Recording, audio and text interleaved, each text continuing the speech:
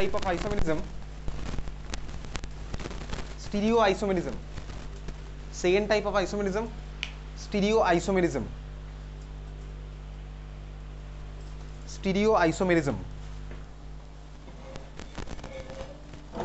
Stereoisomerism আর স্ট্রাকচারালের মধ্যে ডিফারেন্সটা কোথায় বলেছিলাম লাস্ট ক্লাসে। স্টিরিও মানে হচ্ছে আমার 3 ডাইমেনশন স্পেসে ওরিয়েন্টেশনটা আলাদা। গাড়ির এক্সাম্পল দিয়ে তোকে বলেছিলাম। স্টিরিও আইসোমেরিজমের মধ্যে লেখ isomers having same connectivity, isomers having same connectivity of atom, isomers having same connectivity of atom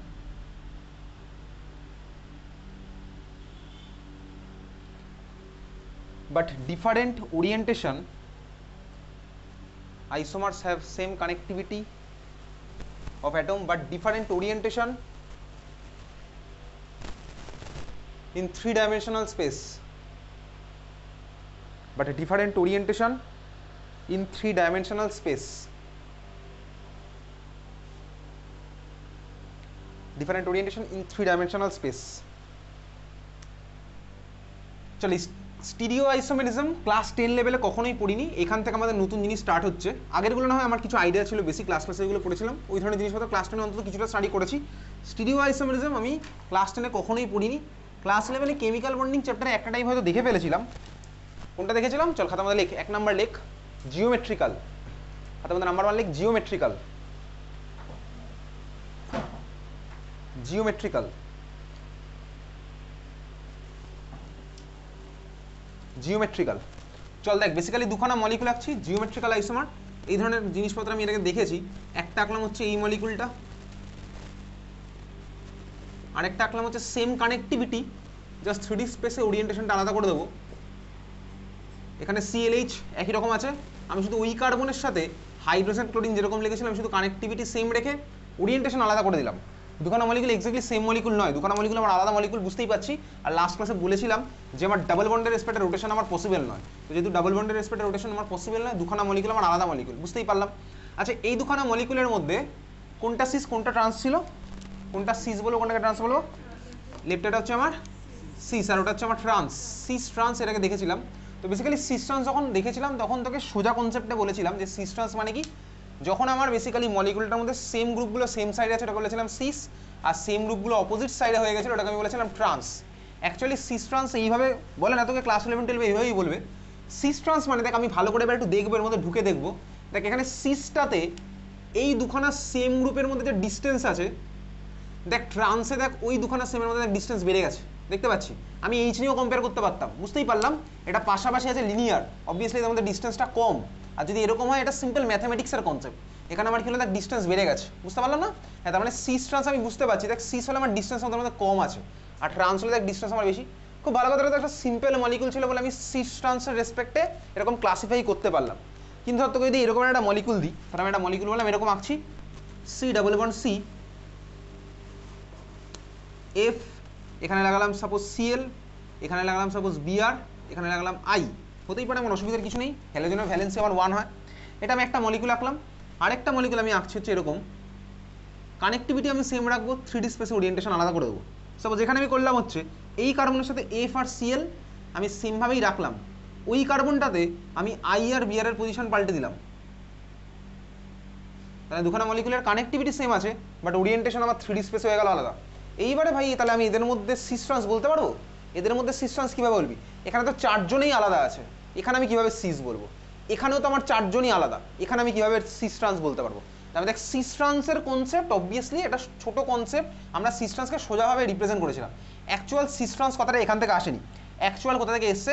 খাতায় হেডিং দে, লেখ E,Z, E/Z nomenclature, E/Z nomenclature, EZ nomenclature, ঠিক আছে? EZ নমেনক্লেচার, এই EZ নমেনক্লেচার স্কুলে পড়ালে দিতে পারে, না পড়ালে দিতে পারে, আবার না পড়ালে দিতেও পারে, ঠিক আছে?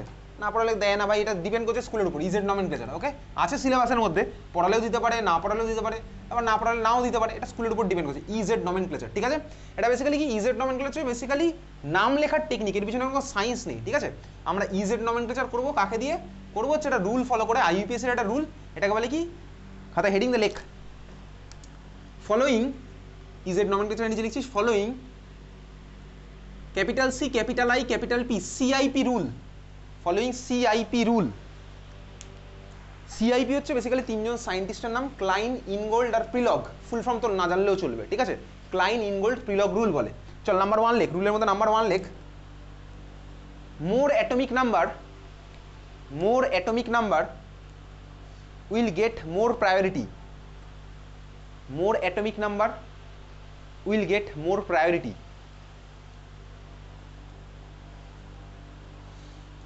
পরেরটা লেখ, if atomic number is same, 2 নম্বর পয়েন্ট লিখছিস, if atomic number is same, if atomic number is same, then more atomic mass will have more priority. Then more atomic mass will have more priority.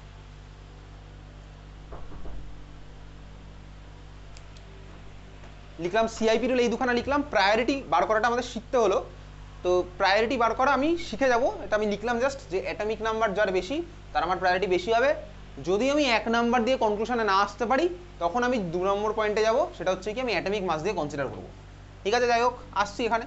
Last ক্লাসে একটা question করেছিলাম ফেনলের টোটোমেরিজম, ছবি আছে খাতার মধ্যে, দেখো আমি গ্রুপে জিজ্ঞেস করেছিলাম যে ফেনলের কিটো ফর্ম আর এনল ফর্মের মধ্যে কোনটা স্টেবিলিটি বেশি, ঠিক আছে? খাতার মধ্যে আঁকা আছে ফেনলের কিটো ফর্ম আর এনল ফর্ম, কার স্টেবিলিটি বেশি হবে? ফেনল ইটসেলফ বলেছিলি। কেন বলেছিলি ফেনল ইটসেলফ? তার কারণ সবাই ফেনল ইটসেলফেই ভোট দিয়েছিল, ঠিক আছে? ফেনল ইটসেলফটা কেন হবে? খাতার মধ্যে ফেনলের দুখানা ভার্সন আঁকা আছে, ঠিক আছে? ফেনলের কিটো ফর্ম আঁকা আছে, এনল ফর্ম তো ফেনল নিজেই ওটা, তাহলে ফেনলটা নিজেই কেন বেশি স্টেবল কিটো ফর্মের থেকে? আমি তো তার আগেই নোট বলে লিখেছিলাম যে keto form is more stable than enol form, কিন্তু তা সত্ত্বেও ফেনল ফর্মটা কেন বেশি স্টেবল হলো? তার কারণ তুই তো অ্যান্সার দিয়েছিলি কিছুটা রিজন দেখে, এরকম তো নয় যে 5 জন অ্যান্সার দিচ্ছে বলে তুইও 5 জনের ভিড়ে ঢুকে গেলি, এরকম তো নয়। কি ভেবে অ্যান্সারটা দিয়েছিলি? কি ভেবে অ্যান্সার দিয়েছিলি? অনেকেই অ্যান্সার দিয়েছে, অনেকে তো অ্যান্সার দেয় না, ঠিক আছে? অনেকে দেয় না, সেটা আমি তাদের নিয়ে ভাবছি না। কি ভেবে দিয়েছিলি যে ফেনল ফর্মটাই মোর স্টেবল? কিছুটা ভেবে দিয়েছিলি, সেটা কি ভেবে? খোলা আছে, কি ভেবে দিয়েছিলি বল একটু। ফেনলের মধ্যে কোথায় হাইড্রোজেন বন্ডিং আছে? দেখ বার কর, ফেনলের স্ট্রাকচার তাকে আঁকাই আছে খাতার মধ্যে, ফেনলের মধ্যে কোথায় হাইড্রোজেন বন্ডিং? ফেনলের মধ্যে হাইড্রোজেন বন্ডিং মানে একটা ফেনলের সাথে আরেকটা ফেনলের, একটা ফেনলের সাথে আরেকটা ফেনলের হাইড্রোজেন বন্ডিং হতে পারে, সেটাকে ইন্টারমলিকুলারই বলবো। ফেনল ফর্মটা কেন বেশি স্টেবল? অনেকেই তো ভোট দিয়েছিল ফেনল ইজ মোর স্টেবল, কিন্তু কেন, কিসের বেসিসে? আমি তো খাতায় কিছুক্ষণ আগে লিখেছিলাম কিটো form is more stable in general, তারপর একটা এক্সাম্পলে দেখেছিলাম যেখানে হচ্ছে ফেনল আমার মোর স্টেবল ছিল, ফেনল না একটা মলিকুলার এনল ফর্ম মোর স্টেবল ছিল, কিন্তু তুই কিসের বেসিসে বললি যে ফেনলটা হচ্ছে আমার মোর স্টেবল? বল সেটা একটু। তারপর আমরা সিআইপি রুলে আসছি, এটা তো ভেবে চিন্তে বলেছিস, কি বেসিসে বলেছিস? কিছুই না ভেবে বলে দিয়েছি, এটা তো আরো ডেঞ্জারাস ব্যাপার। 5 জন ওই অপশন যাচ্ছে বলে আমি ওই অপশনে চলে গেলাম, এটা তো আরো ডেঞ্জারাস ব্যাপার। আর তার থেকেও ডেঞ্জারাস ব্যাপার হচ্ছে আমি না পড়ে যদি একটা অ্যান্সারের দিকে অ্যাপ্রোচ করি, বা যদি গুগল সার্চ করে অ্যান্সারের দিকে অ্যাপ্রোচ করি, এটা তো আরো ভয়ঙ্কর ব্যাপার এইগুলো। আমি গুগল সার্চ করে অ্যান্সার দেখছি, নিজে মাথা না খাটিয়ে, খাতাপত্র না ঘেটে। এগুলো যারা উত্তর দেয় না তাদের নিয়ে আমি ভাবছি না, যারা উত্তর দেয়, যারা চেষ্টা করে তাদের নিয়ে আমি বলছি। অনেকে ভাবে যে স্যার ও কি হবে একটা অ্যান্সার দিয়ে, তাদের নিয়ে আমি ভাবছি না। তাদের যেরকম মনোভাব আমারও সেরকমই মনোভাব হবে তাদের প্রতি, সিম্পল হিসাব। তো কারা উত্তর দেয় না তো বোঝাই যায়, ওখানে মেসেজ তো সবাই সিন করে, দেয় তো না অনেকেই উত্তর। যাই হোক, ওটা কেন হবে, কিসের বেসিসে বলেছিলাম ফেনল বেশি স্টেবল? কি মনে হয় তোর? কিছু তো মনে হয়, বল কি মনে হয়? কিছুই মনে হয় না। ফেনল ফর্মটা এক্স্যাক্টলি অ্যারোমেটিসিটি, ফেনল হচ্ছে অ্যারোমেটিক। ফেনলটা যখন কিটো ফর্মে চলে গেছে অ্যারোমেটিসিটি নষ্ট হয়ে গেছে, তাহলে ফেনল হচ্ছে আমার অ্যারোমেটিক, বাট ওর কিটো ফর্মটা হচ্ছে অ্যারোমেটিক আর নেই, ওই জন্য আমার ফেনল ফর্মটা ওখানে বেশি স্টেবল। ঠিকই বলেছিস, একদম দারুণ বলেছিস। চল তাহলে আমার কোশ্চেনে ফিরে আসি। দেখ সিআইপি রুল ওয়াইজ আমি বার করবো হচ্ছে এবার ইজেড নমেনক্লেচার, দিকে দেখা। এইবারে এই মলিকুলগুলো দেখি, এখানে এই মলিকুলটা আমার রাখা আছে খাতার মধ্যে। দেখ এই মলিকুলে, দেখ এই মলিকুলটাতে কার্বনের সাথে, এই কার্বনটার সাথে লেগে আছে ফ্লোরিন আর ক্লোরিন, এই কার্বনের সাথে লেগে আছে ফ্লোরিন আর ক্লোরিন। তো ভাই রুল নাম্বার 1 আমার কি আছে, যার অ্যাটমিক নাম্বার বেশি তার প্রায়োরিটিও বেশি। তাহলে আমার এই মলিকুলটা খাতার মধ্যে আমার রাখা আছে। দেখ এই কার্বনের সাথে দুখানা যারা লেগে আছে এদের মধ্যে কার প্রায়োরিটি বেশি হবে, যার অ্যাটমিক নাম্বার বেশি। আমি সবার ফার্স্টে গেলাম অ্যাটমিক নাম্বারের দিকে। ক্লোরিন আর ফ্লুরিনের মধ্যে কার প্রায়োরিটি তাহলে বেশি হলো বল, কার অ্যাটমিক নাম্বার বেশি? ফ্লুরিন আর ফ্লুরিনের মধ্যে ক্লোরিনের, তাহলে ক্লোরিন হবে হচ্ছে 1, ফ্লুরিন হবে হচ্ছে 2। এদের দুজনের মধ্যে প্রায়োরিটি কার বেশি হলো? ক্লোরিনের 1, ফ্লুরিনের 2 হয়ে গেছে। এই কার্বনের সাথে দুজন যারা লেগেছিল তাদেরকে আমি দেখলাম। ওই কার্বনটা যাচ্ছি, ওই কার্বনের সাথে কে কে লেগে আছে? আয়োডিন আর ব্রোমিন। বল এদের মধ্যে কার প্রায়োরিটি বেশি হবে? আয়োডিন আর ব্রোমিনের মধ্যে কার প্রায়োরিটি বেশি হবে? আয়োডিন, অ্যাটমিক নাম্বার বেশি, তাহলে এটা 1 নাম্বার, এটা 2 নাম্বার হয়ে গেছে। তাহলে এটা বুঝলাম ভাই, প্রায়োরিটি বার করলাম। আরেকটা মলিকুল আমার রাখা আছে পাশে, ওই মলিকুলটাতে যাই এবার। এই কার্বনের সাথে ফ্লোরিন ক্লোরিন লেগে আছে, কার প্রায়োরিটি বেশি? অবভিয়াসলি ক্লোরিন আমার 1 নাম্বার হলো, ফ্লোরিন আমার 2 নাম্বার হলো। ওই কার্বনটা যাই, আয়োডিন আর ব্রোমিন লেগে আছে, কার প্রায়োরিটি বেশি? তুই এইমাত্র বলেছি আয়োডিন, তাহলে এটা হচ্ছে আমার 1, এটা হচ্ছে আমার 2। বেসিক্যালি সিস ট্রান্স কথাটা কোথা থেকে এসছে? আসছি সেখানে। তাহলে আমি প্রায়োরিটি বার করে ফেললাম, ওর পাশে তো লিখলাম, আর কিছু লেখারই নেই এর মধ্যে। এবারে পরেরটা লিখে রাখলে খাতার মধ্যে লেখ, same priority same side, same priority same side, same priority same side with respect to double bond, same priority same side with respect to double bond equals to like Z, capital Z, ওটাকে বলে Z, ওই ধরনের মলিকিউলকে বলে Z। ঠিক আছে, পরেরটা লেখ, same priority opposite side, same priority opposite side with respect to double bond, কমা কমা দিয়ে দেবো ভাই, কমা আমি জানি কি জন্য দিতে হয়। তাহলে same priority opposite side with respect to double bond, ওটাকে বলে ই, ক্যাপিটাল ই, ক্যাপিটাল ই। তার মানে চল দেখি এবার এই মলিকুলটা সেম প্রায়োরিটি সেম সাইডে থাকলে ডাবল বন্ডের রেসপেক্টে, ওটাকে বলে হচ্ছে জেড। দেখ এই যে মলিকুলটা আমার রাখা আছে, খোলাই আছে, এই মলিকুলটার দিকে দেখা, দেখ ডাবল বন্ডের রেসপেক্টে দেখ সেম প্রায়োরিটি সেম সাইডে আছে, দেখতে পাচ্ছি না? 2 নাম্বারগুলো সেম সাইডে, 1 নাম্বারগুলো সেম সাইডে আছে। তাহলে এটা আমার কি হলো বলতো? এটা হচ্ছে আমার জেড, এই মলিকুলটা হলো জেড। ওই মলিকুলটা আসি, দেখ দেখতে পাচ্ছি সেম প্রায়োরিটি আমার ডাবল বন্ডের রেসপেক্টে অপোজিট সাইডে আছে, এটাকে আমি বলবো ই, এটাকে বলা হচ্ছে ই। ঠিক আছে, বোঝা গেছে? এটাকে বলা হচ্ছে ই। আবার চলে আসি ভাই এই মলিকুলে, যে সিস ট্রান্স যেটা আমি লিখেছিলাম ক্লোরিনের রেসপেক্টে, দেখ এখানেও চল এখানে দেখা যাক। এই মলিকুলটাতে দেখছি হাইড্রোজেন ক্লোরিনের মধ্যে কার প্রায়োরিটি বেশি হবে? ক্লোরিন। তাহলে এই কার্বনে ক্লোরিন 1, হাইড্রোজেন 2, ওই কার্বনে ক্লোরিন 1, হাইড্রোজেন 2 আছে, তাই আছে। আরেকটা মলিকুল আমি যেটা এঁকেছিলাম ওখানে দেখি এই কার্বনের রেসপেক্টে ক্লোরিন 1, হাইড্রোজেন 2, ওই কার্বনটার রেসপেক্টে হাইড্রোজেন 2, ক্লোরিন 1। চল দেখা যাক, যেটাকে আমি সিস বলেছিলাম, সিস আমি বলে আমি আগে জানি। দেখ এটা আমার কি হচ্ছে বলতো? ই না জেড? বল এটা আমার ই না জেড হচ্ছে? Z. Same priority same side মানে জেড, এটা আইইউপিএসির বানানো রুল। ঠিক আছে, ওখানে আমার কি হচ্ছে? সেম প্রায়োরিটি অপোজিট সাইড, তাহলে এটা আমার কি হলো? ই। তার মানে দেখ বেসিক্যালি অ্যাকচুয়ালি হয় হচ্ছে ই জেড, অ্যাকচুয়ালি হয় ই জেড। এইবারে ভাই জেডটাকে লোকে সিস বলে, ইটাকে লোকে ট্রান্স বলে। ঠিক আছে, অ্যাকচুয়ালি হয় হচ্ছে ই জেড, জেডটাকে বলে সিস, ইটাকে বলে ট্রান্স। বোঝা গেল? বুঝতে পারলাম। জেডটাকে লোকে সিস বলে ডাকে, ইটাকে লোকে ট্রান্স বলে। যাই হোক চল, বোঝা গেছে আমার। তাহলে অ্যাকচুয়ালি হচ্ছে সিআইপি রুল, প্রায়োরিটি রেসপেক্ট আমার আসছে। ওকে চল, এবার তুই আমাকে বলবি এই মলিকুলটার কি হবে, ই হবে না জেড হবে, সেটা বললেই হবে। চল আঁক, ছবি আঁক। সি ডাবল বন্ড সি, ওদিকে হাইড্রোজেন, এদিকে দিলাম হচ্ছে হাইড্রোজেন, এখানে লেগে আছে CH3, এই কার্বনে লেগে আছে CH2 CH3।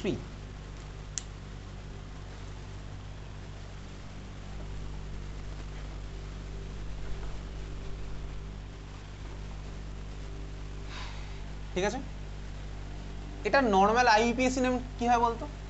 ওই যে মলিকুলটা গেছে ওটা নর্মাল আইইউপিএসি নেম কি হয়?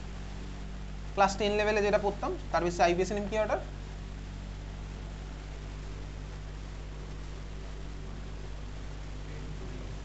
Paint to win, exactly paint to win, এটা হচ্ছে পেন্ট টু উইন। তো বেসিক্যালি পেন্ট টু উইন এটা এখন বুঝতেই পারছি। দেখ আমি কিছুক্ষণ আগে এখানে ক্লোরিনের যে দুখানা মলিকুল লিখেছিলাম, স্বাভাবিকভাবেই একটা সিস হয়ে গেছে, একটা ট্রান্স হয়ে গেছে। তো আইইউপিএসি আমার কাছে ইউজুয়ালি সিস ট্রান্স লেখানো জায়গায় ইজেড লেগে, যদি আমাদের অত চাপ নেই তোকে পরীক্ষাতে ইজেড জাস্ট একটা মলিকুল দিয়ে বলবে এটা ই হবে না জেড হবে, এরকম হয়তো বলতে পারে, খুব রেয়ার কেসে। ঠিক আছে, চল দেখ, তাহলে একটা মলিকুল আমার আঁকা আছে, তাহলে আমি এখন সিস ট্রান্স করবো না। তুই বল এটা সিস হবে না ট্রান্স হবে? তুই দেখে বুঝতে পারছিস এটা সিস না ট্রান্স? সিস, খুব ভালো কথা। ই আর জেড এর রেসপেক্টে আমি আসছি, চল প্রায়োরিটি বার করা যাক। এই কার্বনে কে কে লেগে আছে? এই কার্বনে কে লেগে আছে বলতো? কোন অ্যাটম? হাইড্রোজেন। এই কার্বনে কোন অ্যাটম লেগে আছে? Carbon atom. খোলা আছে, এই কার্বনে হাইড্রোজেন লেখা, এই কার্বনে কার্বন লাগানো। তুই বল কার্বন আর হাইড্রোজেনের মধ্যে কার প্রায়োরিটি বেশি হবে? কার্বন। তাহলে এইটা হচ্ছে আমার 1 নম্বর। আমি তো অ্যাটমিক নাম্বার দিয়ে বিচার করে ফেলতে পারলাম। ওই কার্বনের সাথে আমার কার্বন লেগে আছে, তাহলে এটা আমার 1 হয়ে গেলো। এই কার্বনের সাথে হাইড্রোজেন লেগে আছে, এটা আমার 2 হয়ে গেল। চলে আসি ওই কার্বনটাতে। এই কার্বনের সাথে কি লেগে আছে? হাইড্রোজেন। এই কার্বনের সাথে লেগে আছে কার্বন। তাহলে জিতে গেল ভাই, এখানেই জিতে গেছে। তাহলে হয়ে গেছে ভাই, এটা ই হবে না জেড হবে? সেম প্রায়োরিটি সেম সাইড, তার মানে কি হলো জেড। চল পরের কোশ্চেন।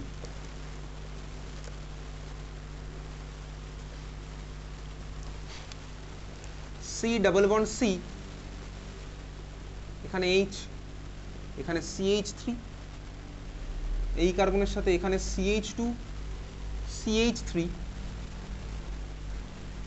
আর এই কার্বনে লেগে আছে হচ্ছে CH3।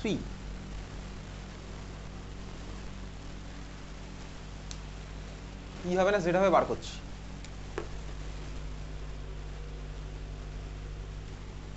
ঠিক আছে, এই মলিকুলটা আসলাম, এই মলিকুলে ই হবে না যেটা হবে বার করবো। তুই আমাকে বল ওই কার্বনটার সাথে প্রায়োরিটি গুলো বল, ওই কার্বনের সাথে কার প্রায়োরিটি কি হবে? ওই কার্বনটা CH হবে হচ্ছে 1 আর H হবে হচ্ছে 2, দিলাম প্রায়োরিটি। প্রায়োরিটির মধ্যে এমন কিছু রকেট সায়েন্স নেই, তুই যদি কঠিন করতে চাস তাহলে তুই কঠিন করবি, ঠিক আছে? সিম্পল ব্যাপারকে আমি সিম্পল রাখবো। আচ্ছা এইবারে দেখ, এই কার্বনে করতে গিয়ে কি দেখছি ভাই? এই কার্বনে কে লেগে আছে? কার্বন। এই কার্বন এদিকে কে লেগে আছে? কার্বন লেগে আছে ভাই, দুদিকেই কার্বন লেগে গেল। তাহলে দুদিকে আমার কার্বন হয়ে গেছে। তাহলে এইবার আমি কি করবো? ঠিক আছে, বুঝতে পেরেছি? ভাই বুঝতে পারলাম। আচ্ছা বলতো এই কার্বনে এই যে গ্রুপটা লেগেছে এটার নামটা যেন কি? এটার নাম কি? ইথাইল। চল বুঝে গেছিস। আচ্ছা এখন দেখ ভাই, এই কার্বনের সাথে কার্বন লেগে আছে, এই কার্বনের সাথেও কার্বনই লেগে আছে। তাহলে ভাই অ্যাটমিক নাম্বার দিয়ে আমি এখানে করতে পারছি, পেরে যাবো। দেখ কীভাবে পারছি, চল ভালো করে দেখ। আমি CH3-কে এরকম লিখতেই পারি, CH2-র সাথে একটা হাইড্রোজেন পারি লিখতে। হ্যাঁ ভাই, অসুবিধার কিছুই নেই। CH2-র সাথে হাইড্রোজেন মানে CH3। দেখ এই কার্বনের সাথে আমার CH2 লেগে আছে, এই কার্বনের সাথে আমার CH2 লেগে আছে, ভালো করে দেখতে পাচ্ছি। তাহলে CH2 দিয়ে তো আমি কোনো কম্পারিজন আসতে পারছি না। দেখ ওই CH2 সাথে একটা হাইড্রোজেন, আর দেখ ওই CH2 সাথে একটা CH3, বুঝতে পারছিস? এই কার্বনের সাথে একটা CH2, এই কার্বনের সাথে একটা CH2। আমি CH2 দিয়ে কোনো কনক্লুশন আসতে পারবো না, কারণ দুজনেই সেম হয়ে গেছে। CH2 সাথে একটা হাইড্রোজেন, CH2 সাথে একটা CH3 লেগে আছে। তাহলে বলতো কার প্রায়োরিটি বেশি হবে? তুই গেস করে ফেলেছিস। তাহলে নিচের পার্টটার প্রায়োরিটি আমার বেশি হলো। এটা হচ্ছে 1 নাম্বার গেল, এটা আমার 2 নাম্বার গেল। বুঝতে পেরেছিস আমি কম্পেয়ারটা কীভাবে করলাম? আমি অ্যাটমিক নাম্বার দিয়ে যতক্ষণ পারবো কম্পেয়ার করতে থাকবো। যদি আমার অ্যাটমিক নাম্বার এবার অবভিয়াসলি একটা সময় গিয়ে কঠিন হবে, সেগুলো তো আমাদের আর বোর্ডের পার্ট নয়, বোঝা গেছে? একটা সময় গিয়ে অনেক কঠিন হবে ব্যাপারগুলো, চারিদিকে তো আলাদা আলাদা কানেক্টিভিটি, সেগুলো আমাদের আর বোর্ডে নেই, আমাদের সিম্পল কেস আছে। তাহলে বুঝলাম ভাই এখানে কার প্রায়োরিটি বেশি, আমি বুঝে গেছি। তাহলে এটা ই হবে না জেড হবে?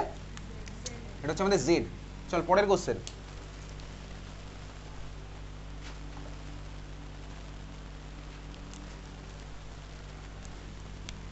সি ডাবল বন্ড সি,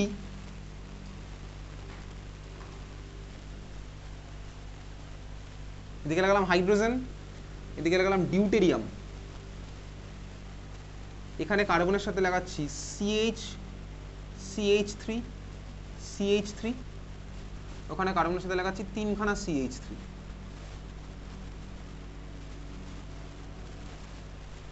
ঠিক আছে, ডাবল বন্ডের রেসপেক্টে হাইড্রোজেন আর ডিউটেরিয়াম লাগালাম, তারপরে আরো দুখানা জিনিস লাগিয়েছি, CH3 আর ওদিকে কার্বনের সাথে 3খানা CH3 লাগালাম।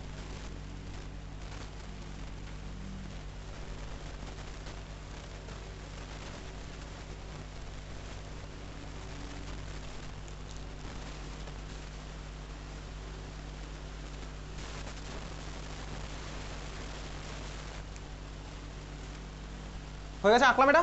আচ্ছা তুই আমাকে বল, এই যে ডাবল বন্ডের সাথে এই গ্রুপটা লেগে আছে, এই গ্রুপটার নাম কি ছিল? ডাবল বন্ডের সাথে উপরে যে গ্রুপটা লেগে আছে এই গ্রুপটার নাম কি ছিল? Tertiary, exactly. আর ডাবল বন্ডের সাথে এই যে গ্রুপটা লেগেছে এটার নাম কি ছিল? আইসোপ্রোপাইল। এটা আমার কি? D for deuterium. ডিউটেরিয়াম মানে জানো কি? হাইড্রোজেনের আইসোটোপ, সেকেন্ড ওর পরের আইসোটোপটা হাইড্রোজেনের পরেরটাই, বুঝতেই পারলাম। প্লুটিয়াম, ডিউটেরিয়াম আর ট্রিটিয়াম হয়, আর এটা হচ্ছে নর্মাল হাইড্রোজেন। এবার বার করা যাক। চল দেখ এই কার্বনের সাথে বলতো কার প্রায়োরিটি বেশি হবে? তুই বুঝতে পারছিস এই কার্বনের রেসপেক্টে কার প্রায়োরিটি বেশি হবে? ওটা না এটা উপরেরটা, কারণ ভাই কার্বনের সাথে কার্বন, এটা হাইড্রোজেন, সিম্পল। তাহলে তো অ্যাটমিক নাম্বারই জিতে গেছে। তাহলে একদমই বার করে ফেললাম প্রায়োরিটি। এই কার্বনে আসছি, এই কার্বনে আসি। এবারে বলে এই কার্বনের সাথে আমি ফার্স্টে অ্যাটমিক নাম্বার দিয়ে দেখবো। এই কার্বনের সাথে কার্বন লেগে আছে, আর এই কার্বনের সাথে যে লেগে আছে তার অ্যাটমিক নাম্বার কত? 1ই ভাই। তাহলে বলতে জিতবে কে? অবভিয়াসলি এই জিতে গেল। তাহলে এই 1, এ হচ্ছে আমার 2। তাহলে তাহলে ই হবে না জেড হবে, ই হয়ে গেল, কারণ কি অপোজিট সাইডে আছে, সেম প্রায়োরিটি অপোজিট সাইডে আছে, তাহলে আমার হয়ে গেল হচ্ছে ই। তাহলে অ্যাকচুয়ালি এটা ই জেড, সিস ট্রান্স পরের গল্প, বুঝা গেছে? তাহলে ই জেডকে সিম্পলিফাই করে সিস ট্রান্স বলে দেয় যখন সব কিছু সেম সেম থাকে। ক্লিয়ার, বোঝা গেছে? চল পরের question. C double bond C,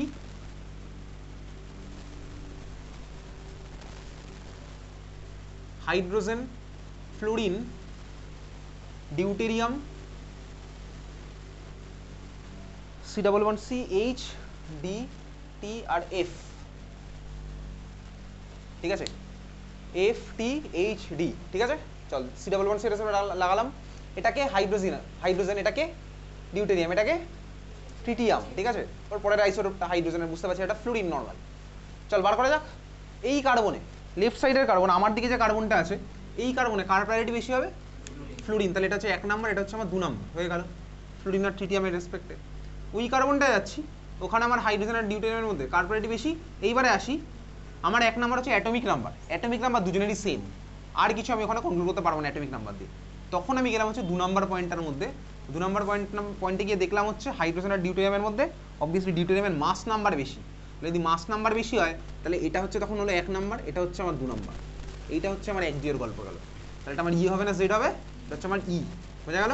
তাহলে হচ্ছে আমার ইজেড নমেনক্লেচার। ক্লিয়ার? খাতা মধ্যে এবার একটা কোশ্চেন তুই আমাকে করে দেখা। ড্র স্ট্রাকচার অফ, মাথা কাটি এঁকে তুই আমাকে দেখাবি, ড্র স্ট্রাকচার অফ, এইভাবে লেখ, এইভাবেই লেখে 2E বিউট 2 in, draw structure of 2E বিউট 2 in, একে দেখা দেখি আমাকে, তুই পারবি? ভাবনা চিন্তা করলেই পারবি।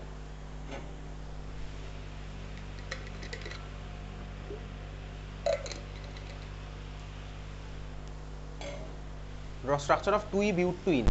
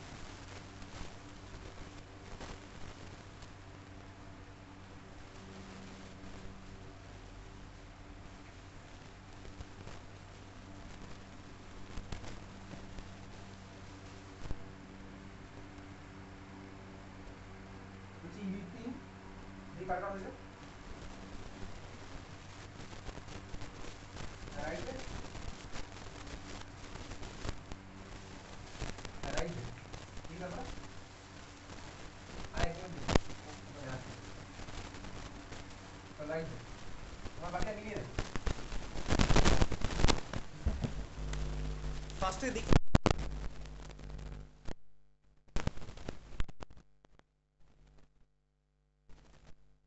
মলিকুল আমি এতক্ষণ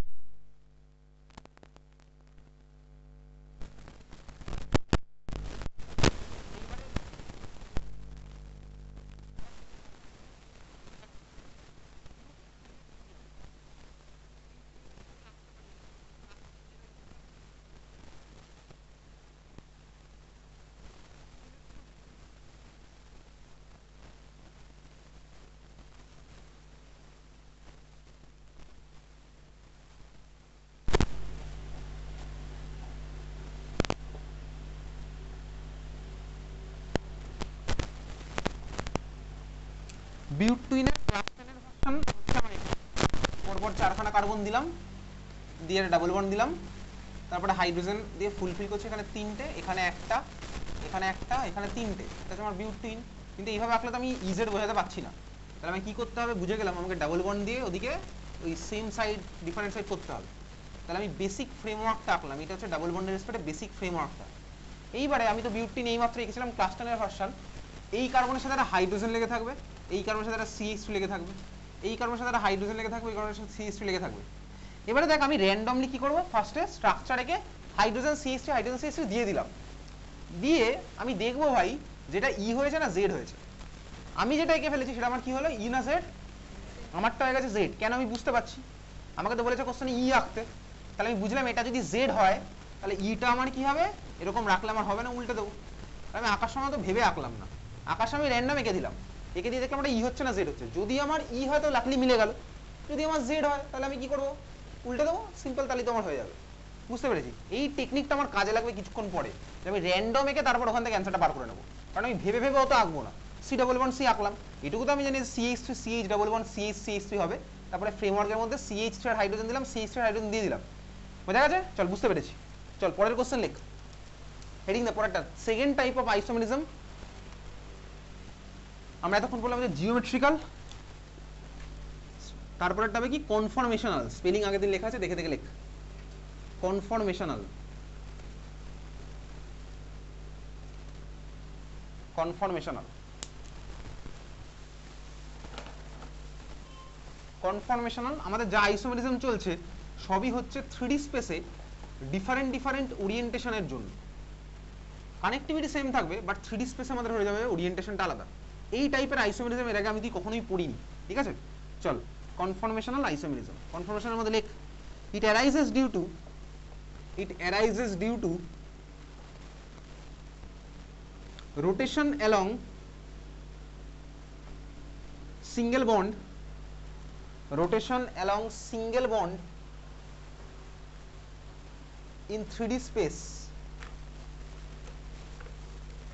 It arises due to rotation along single bond in 3D space.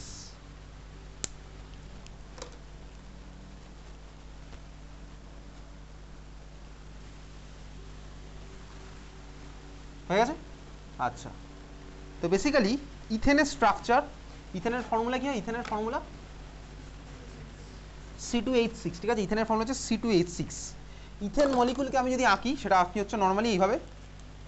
Class 10-এর version আমার ছিল এই জিনিসটা, CH3 সিঙ্গেল বন্ড CH3, আমার ক্লাস 10 লেভেলের ভার্সন। ক্লাস 11-এ উঠে আমি ইথেনকে ভাই অন্যভাবে আঁকা শিখেছি। সেটা আমি কীভাবে আঁকি, অরবিটাল ডায়াগ্রাম তো আঁকতাম, আমি এখন অরবিটাল ডায়াগ্রামের পার্টে আসছি না। আমি 3D মলিকুলকে 2D তে রিপ্রেজেন্ট করতে পারি। সেটা আমি কীভাবে করবো, যদি আমি ইথেনকে রিপ্রেজেন্ট করতে চাই, আমি করবো হচ্ছে এইরকম নর্মাল, এদিকে তাকাতালেই হবে। এটা কার্বন আছে, কার্বনের সাথে আমার লেগে হচ্ছে হাইড্রোজেন, এই হচ্ছে আমার একখানা কার্বনের ফ্রেমওয়ার্ক। কার্বনগুলোর হাইড্রোজেন আমার কি আছে এখানে, sp3, তাহলে আমি একটা কার্বনকে তো রাখলাম। এই কার্বনের সাথে আরেকখানা কার্বন লেগে আছে, তাহলে আরেকখানা কার্বন সাপোজ দিলাম, তো এই কার্বনের sp3, তাহলে এর সাথে আমার একটা এরকমের কানেক্টিভিটি হবে। এটা আমি বুঝতে পারছি। এবারে হাইড্রোজেন আমি লাগিয়ে দিলাম, হচ্ছে আমার এটাই আমার CH3 অ্যাকচুয়াল ছবি। 3D কে 2D তে আঁকলে আমি এরকম পাবো, তো বুঝে গেছি ভাই। দুখানা কার্বনের আমি sp3 ফলো করে আঁকলাম। এই জন্য অর্গানিক কেমিস্ট্রি ক্লাস 11-এ পড়ার আগে কেমিক্যাল বন্ডিং পড়া উচিত। সেটা তো স্কুলে পড়ায় না, সেটা আলাদা ব্যাপার। ওই জন্য আমি ভাই কেমিস্ট্রি আর হিস্ট্রির মধ্যে ডিফারেন্সটাই বুঝতে পারি না, স্কুলে যখন পড়ি তখন। বুঝতে পেরেছিস তো? তাহলে আমাদের আগে অর্গানিক কেমিস্ট্রি পড়ার আগে ক্লাস 11-এ অন্তত কেমিক্যাল বন্ডিংটা পড়া উচিত। এটা হচ্ছে ইথেন মলিকুল। এই যে ইথেন মলিকুলটা আমি এখানে আঁকলাম, এটা আঁকা আছে। এখন ইথেনের আমি এটা তোকে 3 ডাইমেনশনাল স্ট্রাকচার দেখাচ্ছি। এটা হচ্ছে ইথেনের স্ট্রাকচার। অবভিয়াসলি কার্বন আছে দুখানা, আর কার্বনের সাথে আমার লেগে আছে হচ্ছে 6খানা হাইড্রোজেন। সাপোজ আমি হাইড্রোজেন করে লাল কালি যেরকম রিপ্রেজেন্ট করছি, তাহলে এটা হচ্ছে আমার হাইড্রোজেন আছে কার্বনের সাথে লেগে, বোঝাই যাচ্ছে। ক্লিয়ার? এটা আমার ইথেন মলিকুল। এইবারে এই যে ইথেন মলিকুলটা আমি নিলাম, এখানে কার্বন 3খানা হাইড্রোজেন লেগে আছে, কার্বন 3টে হাইড্রোজেন আমার লেগে আছে। ভালো করে এবার দেখ, এইবারে ধর আমি কোন অ্যাঙ্গেলে দেখছি তার উপরে একটা জিনিস ডিপেন্ড করবে। ধর আমার এখন চোখটা থাকবে হচ্ছে সামনে থেকে, ধর আমি দেখছি সামনে থেকে, মানে কি এই সিসি বন্ডের সামনে ধর আমার চোখ। যদি সিসি বন্ডের সামনে আমার চোখটা থাকে, তাহলে তুই দেখ একটা জিনিস আমি খেয়াল করতে পারছি, তোর এইখানে তো চোখটা আছে, তুই দেখছিস কি এই সিসি যে বন্ডটা আছে সামনে থেকে তুই দেখছিস মলিকুলটাকে। আমি যে ভার্সনটা এখন দেখেছি সেই ভার্সনটা তোর এখানে আঁকা আছে, দেখতেই পাচ্ছি। এই হাইড্রোজেন, এই কার্বন, এই হাইড্রোজেন ইন প্লেনে আছে, একটা হাইড্রোজেন অ্যাবভ দ্য প্লেন আছে, আরেকটা হাইড্রোজেন অ্যাবভ দ্য প্লেন আছে, একটা হাইড্রোজেন বিলো আছে, একটা হাইড্রোজেন বিলো আছে। আমি মলিকুলটাকে ঘুরিয়ে আমার দেখার অ্যাঙ্গেলটা কি হলো, আমি এই সিসি বন্ডের সামনে থেকে মলিকুলটাকে দেখছি, দেখতে পাচ্ছিস? সিসি বন্ডের সামনে থেকে যদি মলিকুলটাকে দেখি, তাকে আমি দেখবো হচ্ছে এই হাইড্রোজেনের পিছনে ওই হাইড্রোজেনটা ঢেকে গেছে, এই হাইড্রোজেনের পিছনে ওই হাইড্রোজেনটা ঢেকে যাবে, এই হাইড্রোজেনের পিছনে ওই হাইড্রোজেনটা ঢেকে যাবে, যদি সামনে থেকে দেখি। বোঝা গেল? বুঝতে পারছিস? তাহলে এটা আমি দেখছি ধর এরকম। এইবারে এই যে জিনিসটা দেখলাম, এটাকে আমি রিপ্রেজেন্ট তাহলে কীভাবে করবো? আমি রিপ্রেজেন্ট করতেই পারবো। আমি সামনে থেকে দেখছি মলিকুলটাকে, আমি উপর থেকে দেখলে আমার আলাদা ভিউ হবে, সিম্পল হিসাব। আমি সামনে থেকে দেখছি, তার মানে আমি কি দেখছি বলতো, অ্যালং দ্য সিসি বন্ড আমার চোখটা আছে, আমার চোখটা আছে অ্যালং দ্য সিসি বন্ড। যদি অ্যালং দ্য সিসি বন্ড আমি দেখি মলিকুলটাকে, তাহলে আমি দেখবো হচ্ছে এই হাইড্রোজেনের পিছনে লুকিয়ে গেল, এই হাইড্রোজেনের পিছনে লুকিয়ে যাবে, এই হাইড্রোজেনের পিছনে এটা লুকিয়ে যাবে। বোঝা গেল সবাই? বুঝতে পারছি। তাহলে আমি একটা খাতার লেফট সাইডে একটু ছবি আঁকবো, উপরে হেডিং দেওয়ার মতন জায়গা ছাড়বো, রাইট সাইডে একটা হেডিং দেওয়ার মতন জায়গা ছাড়বো, ঠিক আছে? খাতার লেফট সাইডে আমি ছবিটা আঁকছি। এই যে জিনিসটা বললাম, যে ভার্সনটা আমি এক্ষুনি দেখালাম, সেই ভার্সনটাকে আমি যদি বোর্ডে রিপ্রেজেন্ট করতে চাই, আমি তাকে রিপ্রেজেন্ট করবো কীভাবে? তাহলে আমি এখন এটা দেখছি সামনে থেকে। সামনে বলতে কি, আমার চোখটা আছে সিসি বন্ডের সামনে, যার ফলে আমি এই কার্বনটার পিছনে এই কার্বনটাকেও দেখতে পাচ্ছি না, তাই না? ওই হাইড্রোজেনের পিছনে ওটাকে দেখতে পাচ্ছি না, এই হাইড্রোজেনের পিছনে এটাকে দেখতে পাচ্ছি না। তার মানে আমি এখন যে ভার্সনটা দেখছি এটাকে আমি সামনে থেকে যখন দেখছি এটা ছবি আঁকবো। তাহলে এই ভার্সনটা আমি রাখলাম এখানে, আমি এটা ছবিটা আঁকছি, খাতার লেফট সাইডে আঁকছি, ঠিক আছে? গোল দিয়ে কার্বনটাকে রিপ্রেজেন্ট করা হবে। আর সামনের কার্বনটায় দেখ, আমার যদি ভিউটা সামনে থেকে হয়, তখন তুই বলতো আমার সামনে থেকে দেখে কি মনে হচ্ছে? সামনে থেকে যখন দেখছি তোর কি মনে হচ্ছে? এই বন্ডের মধ্যে অ্যাঙ্গেল কত? সত্যি কথা বলবি, সামনে থেকে যেটা তুই দেখছিস তখন কি মনে হচ্ছে এদের মধ্যে অ্যাঙ্গেলটা কত? 120। সামনে থেকে যখন দেখছিস বুঝতেই পারলাম। তাহলে এবার আমি আঁকছি ওটাকে, আমি এইটা দেখতে পাচ্ছি সামনে থেকে, ঠিক আছে? আর পিছনে আমার কে লুকিয়েছে? গোলের পিছনে গোল একটা লুকিয়েছে, সেটা হচ্ছে ওই কার্বনটা, সেটা তোকে আর রাখতে হবে না। দেখ এগুলোর পিছনে আমার হাইড্রোজেন লুকিয়েছে, তাহলে চল এই সামনের হাইড্রোজেনগুলোকে আমি দিলাম এরকম। এটার পিছনেও একটা লুকিয়ে আছে, তার জন্য আমি আরেকটা দাগ টেনে এরকম হাইড্রোজেন দিলাম। এটার পিছনেও একটা এইচ লুকিয়ে আছে, তার জন্য আমি আরেকটা দাগ টেনে একটা হাইড্রোজেন দিলাম। এটার পিছনে একটা এইচ লুকিয়ে আছে, তার জন্য আমি আরেকটা হাইড্রোজেন দিলাম। এতদিন আমি বুঝতে পারছি ছবিটা, ঠিক আছে?